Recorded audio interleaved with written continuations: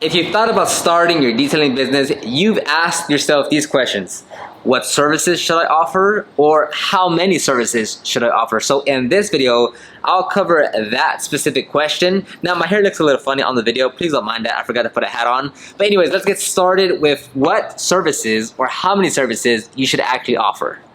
This is gonna change from person to person. Someone that's just starting their first month versus someone that's been running their business for 3 years are gonna have completely different skills and experience and confidence to offer different sets of services. Now, on that same note, someone that just picked up their first brush and wash mitt versus someone that's been detailing for the last 7 years on their personal vehicle, that in itself will create its own discrepancy in terms of what services one person is going to offer versus the next. Now, if you are in the starting phase and you're just getting your feet wet with the business, regardless of your skill set, you have to think about it as just a progression of over time, you'll get better and be able to offer more services. But for right now, with the basic tools and products and skills that you have, you can simply start with that. I know it's very easy to get overwhelmed or to see so many YouTubers or detailers online on Instagram and TikTok that's offering the paint correction, the wet sanding and the ceramic coating, taking out seats and restoring the interior, and you're like, wow, I really want to start my business, and that's all I'm watching every day, so I guess I should be offering services of that nature, right? But if you rewind 5, 10, 15 years on literally every detailer,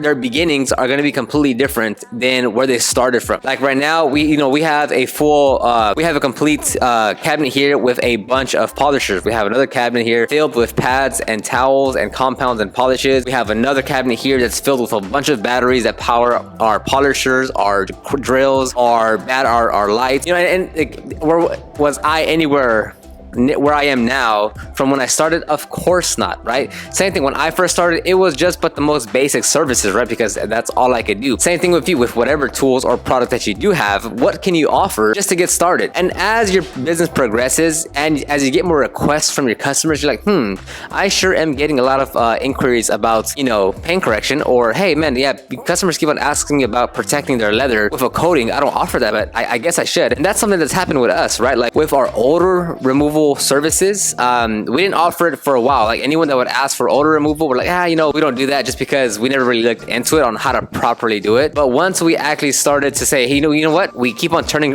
customers away because we're not offering that service, let's actually figure out what to do. Let's properly learn the process on how to remove odor. And then we stepped into smoke odor removal. We did a bit of we created a page on our website. We started marketing it, and that service in alone has netted us a lot of customers, where the service typically ranges between, depending on what it is, but anywhere between like $400 to $800 for smoke odor removal, depending on what we're doing and the size and condition and such. But yeah, just time and time again, that like people kept on asking us, hey, do you remove odors? Can you remove this dog smoke? Can you remove this smoke odor? And we're like, no, we don't do that. We don't do that. And over time, we're like, man, we've been turning away a lot of customers actually. How about we actually look into offering this service? And that's just a natural progression. Like right now, we're easing our way into offering like a water damage remediation, whereas if the car gets rained out and the carpet's flooded or whatever, we are starting to offer those services. That's because so many customers that have come to us, or potential customers, saying, hey, my interior got completely rained out,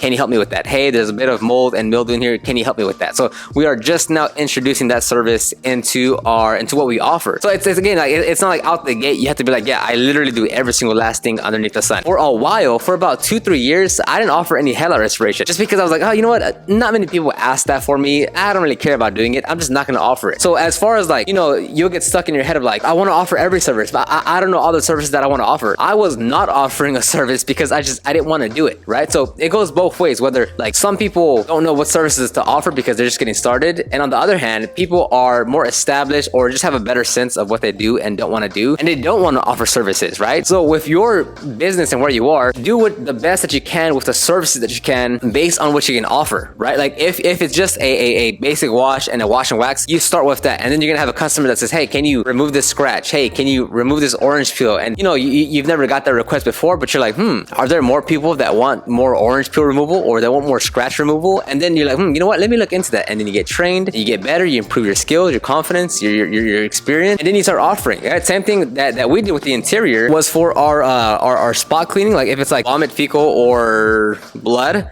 we specifically offer like that specific service, like spot cleaning, and we charge a pretty penny because, you know, not many people want to take that on. We'll specifically offer like a vomit, blood, fecal spot cleaning where it's like this one seat needs to be cleaned, and we'll charge them accordingly just to clean that one seat. So over time, your business will get its own type of inquiries. You'll be like, a lot of people are asking for this type of service. I guess I should just go ahead and learn more about that service and start offering that service. It's all about progression. Where you are right now is not where you'll be tomorrow, is not where you'll be in 6 months, 12 months, so on and so forth. So the question is like, how many services should I offer? It's gonna depend on your business. Don't try to do too much if your skills and experience and confidence does not match that. Meaning, don't try to go offer paint correction, wet sanding, ceramic coating, taking seats out of the interior, all these high level services when your confidence and skill set and experience is that of just doing a vacuum and a wipe down, if that makes sense, right? So make sure you're matching your services to the confidence, skills, and experience that you can actually offer. So as of right now is just washing the vehicle, doing an engine cleaning, and doing a quick interior pass, so be it. That's what you can start with, and over time you'll get better and offer more services and purchase more tools, get more products, get more experience, and then over the next, I don't know, 6 months, 12 months, 18 months, 24 months, what started off with just a few services has progressed and expanded to a set of, I don't know, 5, 6, 7, 8, 9 more services because you're at that point now. So I'll end the video right here. Just a quick one because I get that question a lot of like, what services do I offer? On that same note, you can check the video description below to download the ultimate guide to start your detailing business. That gives you a recap of just the whole thing of starting your business. You can find my podcast, the Detailing Business Class Podcast. It's on iTunes and Spotify. Most people listen to it off iTunes, but it is linked down below. And anything else that you want to find, all the links will be in the description box below. I'll talk to you on the next one.